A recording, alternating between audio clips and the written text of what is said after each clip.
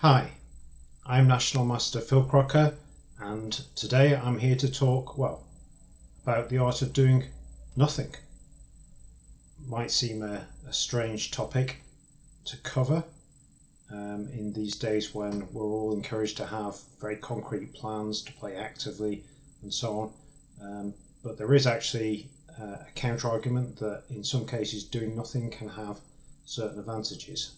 Let me illustrate some points around this, and to do so I've created a study within Lichess. I'll put the link for that in case anyone's interested, and the chapter I'm going to start off with is one where actually I do absolutely nothing. So in this case I am black and I'm playing against Stockfish, so not a battle I'm likely to win in any event, but I decide to basically just move my knights backwards and forwards, and Stockfish does Stockfish things, develops pieces, attacks some weak squares on the king side, h7, and moves in on f7, and carrying on with my strategy of just moving pieces backwards and forwards, I fall for a checkmate.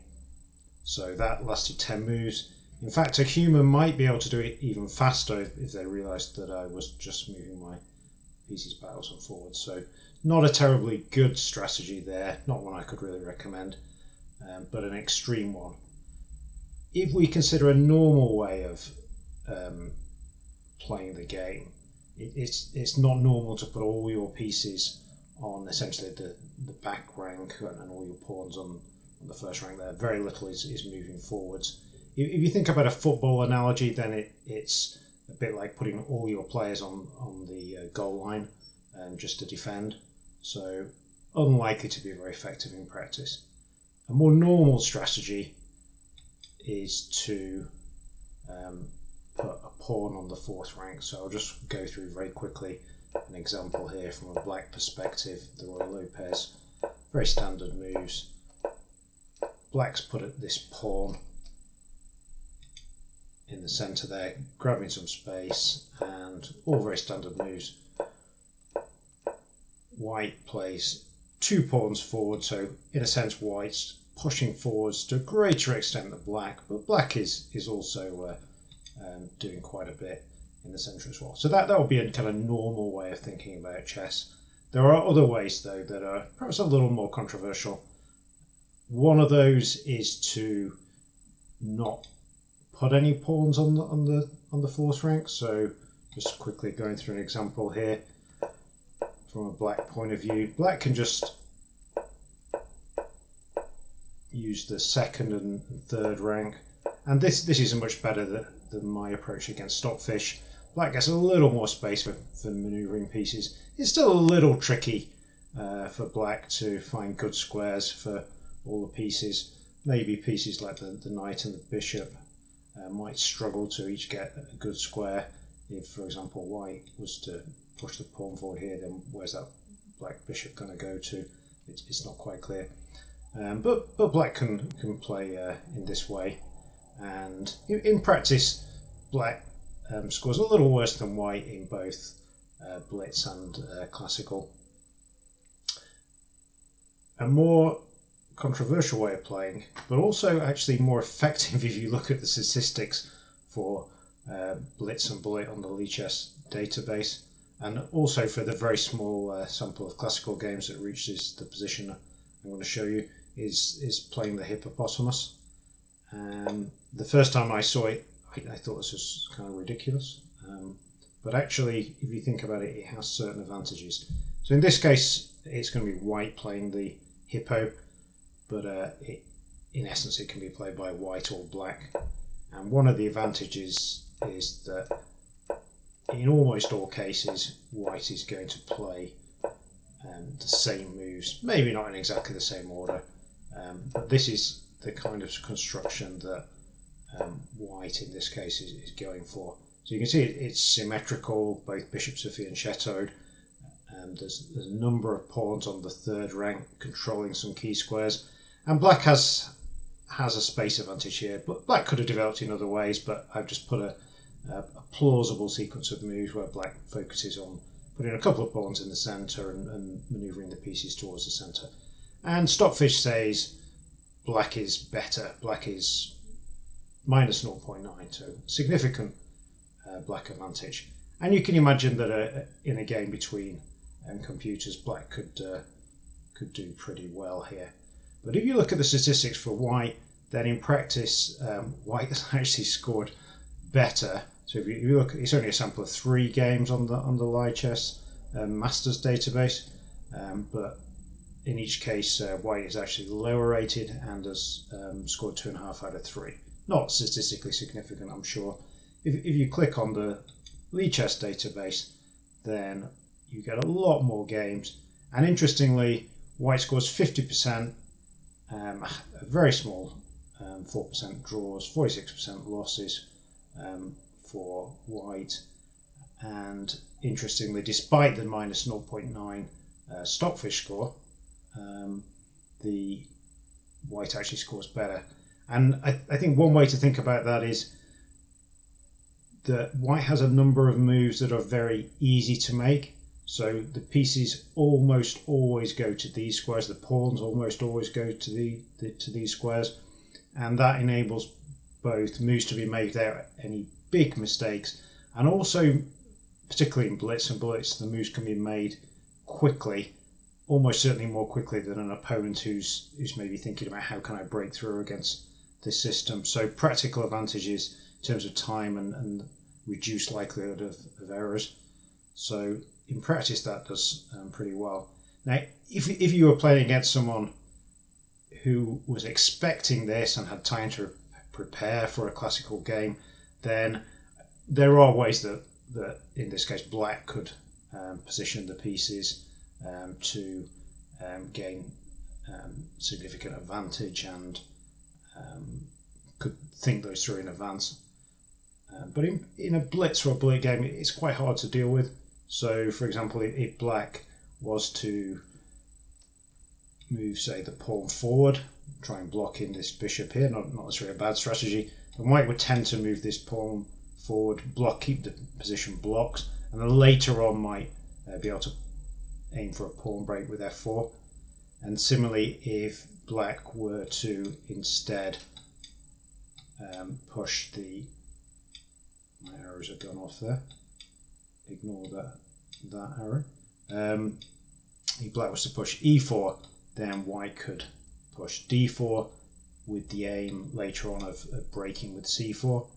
And if black was to, say, push with the h pawn, then white might bypass that pawn with g4. Might be slightly dangerous if white castled, but notice that white's deferred castling for the moment. And similarly, if black was to perhaps push the pawn here, then white could bypass again. So white has a number of defined middle game strategies that can be played quite quickly in practice as well.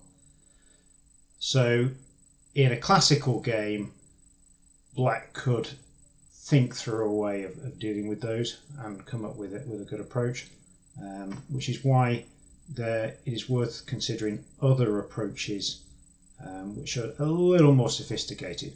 So first of all, I will show a quick example with the Hedgehog opening. This is actually quite an old game. I'm going to whiz through. The Hedgehog occurs quite often in the Sicilian and also, as we'll see here, in the English opening. And we're looking at the play from black's perspective, and what black does is put here a bishop on the long diagonal, and there is actually one pawn that's come forward here, but all the other pawns are held on the third rank, and black has a number of fairly standard moves that in essence are just waiting for white to do something. Here white breaks in the centre, and we get a position that could easily have come from a Sicilian, and the following moves are all fairly typical. Black is really just waiting, and sometimes the rook would go to e8 instead of d8, but it's very common that these kind of regroupings occur. So the rook now has reached e8, And black has just manoeuvred and he's really waiting for white to do something. So if white does something silly, if you like, however you define that, then black would like to break with b5. I mean, white has a lot of pieces on that at the moment. You might think that's never going to happen. Black would also quite like to break with d5 given a chance. Maybe also sometimes with e5, particularly if white's pushed forward with f4. And in the meantime, what is white actually going to do? The white position looks nice, the computer's going to say there's a nice space advantage, but for a human, there is this kind of need to do something with white, and often that doing something, moving a pawn to f4, moving a pawn even to g4, pushing pawns forward, maybe on the queen side, all these could give black chances for a counter-attack. And in the meantime, black has had all these pretty straightforward moves to make. And we'll see in this game, this is a game between Bent Lawson, one of the top players in the world, and Michal Suber, not quite in the same class overall, but wrote a very interesting book on dynamic chess strategy, from which this example is taken. And what we see is Suber, as soon as Lawson actually decides to move forward, Suber manages to get a break in and wins, gets the b5 break in, which we thought previously just wasn't possible. And what we see is the black pieces are unleashed. Now surely white didn't have to allow all these tactics, but it's fairly common that something like this would happen in practice. Unusual for one of the best players in the world to allow it, but in this position actually Lawson resigned, as the black rook here is skewering the white queen against the rook, so it's essentially all over. So that's just one example of the hedgehog.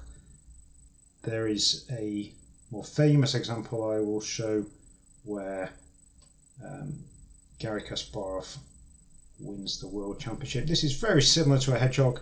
It doesn't arise from the English opening. Here it's a Sicilian defence, and it's a slightly unusual move order, coming initially from a Najdorf and then a Scheveningen. And this is actually the final game of the 24 game match where Kasparov needed to win. Well, Kasparov needed to draw this game to become world champion, and Karpov therefore needed to win this game. Karpov not known for playing overly aggressively on the king side, but needs to do something here, and we'll see that Kasparov essentially just waits with his pieces and transitions to some kind of hedgehog type structure. It might seem that moves have been wasted, but black is really just waiting for white to do something. If white does absolutely nothing, then Kasparov eventually becomes world champion. So Karpov goes for it on the king side, and Kasparov actually regroups to something closer to what we saw in the Larsen-Suber game. The knight comes to d7. White carries on regrouping, and black is now waiting for white to break with something like f5. And in theory, white should be okay here, but in practice, it's very difficult to time the f5 break for white. And what we see in practice is that Karpov makes mistakes before the time control, and he goes for checkmate. It looks very dangerous, right? But Kasparov defends it very nicely, and you see black's just lining up pressure on this e file, on the understanding that really the only break that white can make at some point is f5. So black is getting ready for that. In some circumstances, black might also want to play e5 as well. So black plays f5, trying to open up the game a bit, and Karpov is still hoping for a kingside attack, but now black manages to regroup, sacrifices the pawn on b6. But in practice, leading up to the time control, this is a very difficult position to deal with for Karpov. Black's pieces become active, and a nice g5 pawn sacrifice, a second pawn sacrifice, but now it's becoming curtains for Karpov as the black pieces become very, very active. And what actually happens is that black crashes through, leading up to the time control, and